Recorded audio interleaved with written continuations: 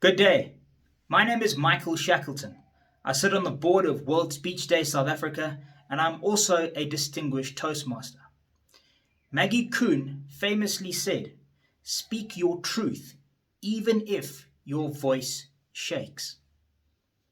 I have my own story to share with you as to why really allowing a step-by-step process to occur in my life, whereby my voice was ultimately unleashed, I have been turned into a person able uniquely to speak on behalf of others. I have been in every sphere of government in South Africa. I was a city councillor in the City of Tshwane. I was a member of parliament, and I'm now a member of the Gauteng Provincial Legislature, where I speak and issue media statements predominantly in the area of community safety. I'm also an attorney. An attorney and a politician are uniquely qualified to speak on behalf of others, of those marginalized, of those disadvantaged. But it wasn't always this way, you see. My father died without a cent to his name shortly before I began high school because of a disease he was facing. He was fighting cancer. My mother died in my first year at university where I was studying law, also without a cent to her name whatsoever in this world, as she died of heart failure. After my mother passed away, I developed a very serious stutter, as I was very uncertain of my place in the world, and in fact if I would be sleeping on the street. I worked in the night staff in the local exclusive books, and I threw myself into getting involved in many societies on the University of Pretoria campus to enhance my CV still further. In 2011, I applied to be a city councillor. However, this too was unsuccessful because of my stutter.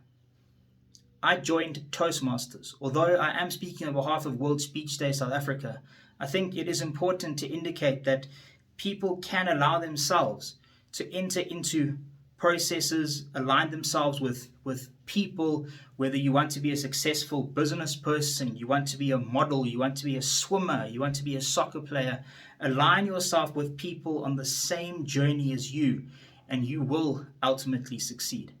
I was able to beat my stutter to a significant extent that I then became a city councillor in 2014, a member of parliament in 2018, and a member of the legislature in 2019. I also became an attorney 1 month before I became a city councillor. We all have truths to speak. As I stand here before you now, not to get too political, but I'm sure we all have our own views on the Russia versus Ukraine crisis taking place in Europe that many feel could escalate into a world war. Many of us, the world over, we do have solutions, but we are too scared to raise our voices, to speak up, to get involved in organizations across society, whether it's in business, whether it's in political parties, to ensure that we are staking our claim in our society. It has been said that people that have the most doubts, those are the ones that are the most intelligent, but at the same time, they're the most silent.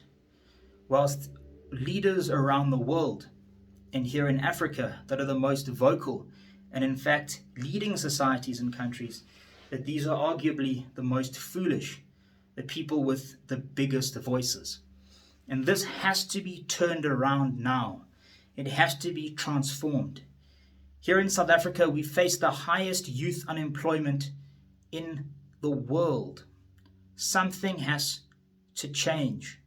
We can no longer sit back, even if we are fearful, even if our voices do shake, even if we are scared of there being some sort of objection to things we say or people rising up against us. We have to come up with solutions together. Africa is in a leadership crisis. It has been accurately established that most presidents in Africa are in fact pensioners, whilst most of the population of Africa are below 35. If you look at these, really, people aren't being adequately represented. Obviously, we need a generational mix in our society in all areas. Old people have value to add. Young people have value to add. Middle-aged people have value to add. People of all races, people that are male and female, that are transsexual. Everyone has value to add. And I think that's an important thing to realize when it comes to making your voice heard. We all have unique experiences. You might come from Hammanskraal, from Mamelodi, from Cape Town, from Nigeria, from Australia. Not quite the planet Mars yet, but you might come from France, Brazil, America, and all of us have our own unique experiences which we can lean on to jointly come up with the solutions that our society most desperately needs. I urge you to not be fearful to raise your voice, to get involved in society, to get involved in non-governmental organizations. If you see a role that you are scared to apply for it anyway. Richard Branson says that there is no right time to start a new project. There is no right time to claim a leadership position.